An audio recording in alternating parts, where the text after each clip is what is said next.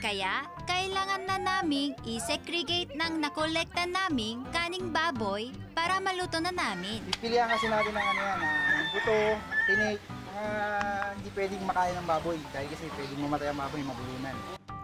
Pag open kasi ako, grabe, sobrang lakas ko sa sobrang sensitive ng sense of smell ko. Pag open kong gano'n, syempre parang umalingasaw lahat yung amoy, di ba? Susuka na ako. Seryoso. Nahilo ako kasi syempre like sobrang init, tapos yung amoy pa. Tapos halo-halo pa, parang Me too, Julian. Nahilo na ako, oh. But I have a bright idea.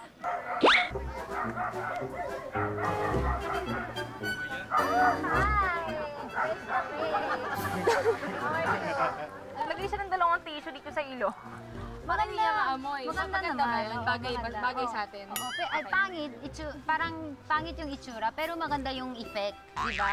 Walang amoy. Ako din. Ay, mga paandar!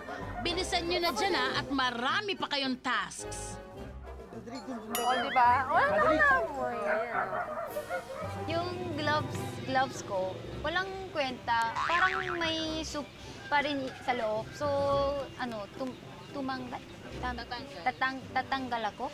Para sa'yo.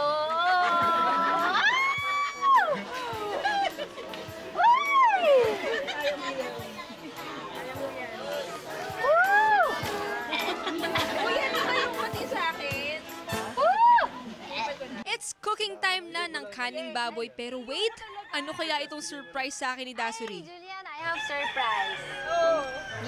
Gift. Upo muna tayo. Pagod eh. Upo muna tayo. Upo na. Pagod eh. We have new friend. Ano? Upo na dali. Here. No, go here. Go back here. Okay na. Friend na tayo. Friend eh. Ay, come here. Personally, takot talaga ako sa mga worms. Bigyan nyo na ako at lahat. Hindi ako takot sa ahas. Huwag lang bulate. Grabe talaga. Ano be? Bulate lang yan, Julian. Push na! Magluto na kayo! Yan! Yay! Yan! Wow! Yummy! Tak-tak! Kuya pa, ano po, panghalo? Ito. Yan. Kuya, sagwan naman to, kuya. Pwede rin yan. Kasi yung panghalo, nagulat kami kasi akala namin yung malaking stick. Aba, sagwan pala. Sabi ko, kuya, hindi ba to hindi ba to... Sagwan Uy, kasi pang talaga. ano, Pang sagwan. Ay, Tarzan yata yun. Oo nga eh. Tarzan pala.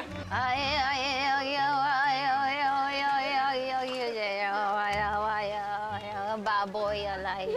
Parang nasa hot spring tayo eh. Kuya, may tanong po kami. Ilang hours po niluluto ang kaning baboy?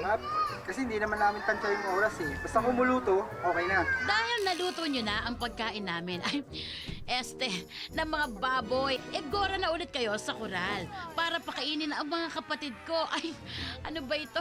Ang mga baboy pala.